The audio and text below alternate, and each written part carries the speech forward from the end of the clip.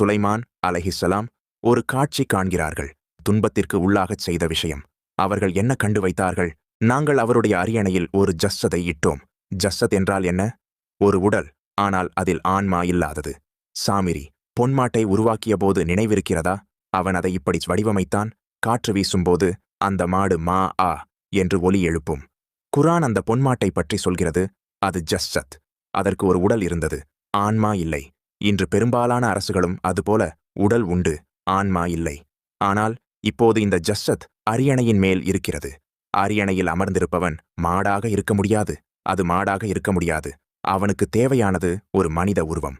அவன் ஒரு மனிதனாகவே தெரிகிறான். ஆனால் அவனிடம் ரூ இல்லை. அவனிடம் நப்சு இல்லை. அதனால்தான் அவன் ஒரு ஜஸ்ஸத். நபி சுலைமான் அலைஹிஸ்ஸலாம் அரியணையின் மேல் அந்த ஜஸ்ஸத்தை பார்த்தார்கள். இதுதான் முழு குர்ஆனில் உள்ள மிக முக்கியமான ஆயத். தஜ்ஜாலை விளக்கும் ஆயத். ஏன் தஜ்ஜால் உலகை ஆள விரும்புகிறான் என்பதை விளக்கும் ஆயத். அவர் கூறினார், என் ரப்பாகி அல்லாஹ்வே, என்னை மன்னியுங்கள். எனது இராஜ்யத்தில் என்னைத் தவிர வேறு யாரும் பின்வாராமல் செய்துவிடுங்கள். எனது இராஜ்யம் போல் வேறு எந்த இராஜ்யமும் உண்டாகாமல் பார்த்துவிடுங்கள். ஏன் தெரியுமா? ஏனெனில் அவர் புரிந்து கொண்டார், அரியணையில் அமர்ந்திருக்கின்ற அந்த நபர் ஒரு மிகவும் மிகவும் மிகவும் தீயவன். அவன் புனித இஸ்ரவேலை மரபுரிமையாக பெற விரும்புகிறான்.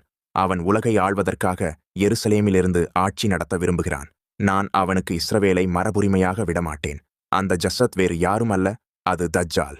நபி சுலைமான் அலைஹிஸ்ஸலாம் இந்த துவாவை கேட்டபோது அல்லாஹ் அவர்கள் துவாவுக்கு பதிலளித்தார். நபி சுலைமான் அலைஹிஸ்ஸலாம் வஃபாத்தான பிறகு அந்த இராஜ்யம் உடைந்துவிட்டது. இன்று வரை அந்த இராஜ்யம் மீண்டும் அமைக்கப்படவில்லை.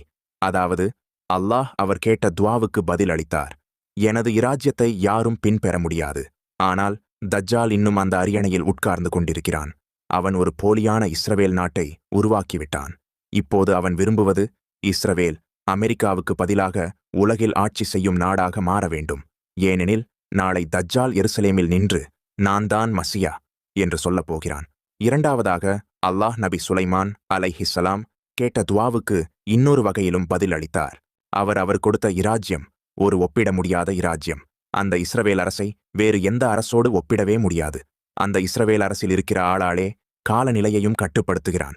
அதுபோல சுலைமான் அலைஹிஸ்ஸலாம் காற்றையும் கட்டுப்படுத்தியவர். காற்று மென்மையாக அவருடைய கட்டளையின்படி வீசுகிறது. அவர் விரும்பும் திசையில் அது நகர்கிறது. இன்று நாம் காண்பது என்ன தெரியுமா? தஜ்ஜால் காலநிலையை தன்னுடைய கட்டுப்பாட்டுக்குள் கொண்டு வருகிறான். தஜ்ஜால் நாளை எருசலேமில் நின்று உலகத்துக்கு நான் தான் மசியா என்று அறிவிக்கச் செய்யவே இஸ்ரவேல் நாட்டை ஆதரிக்கும் யூதர்கள் மேற்கத்திய உலகமும் அவனை மசியா என ஏற்றுக்கொள்வார்கள். ஆனால்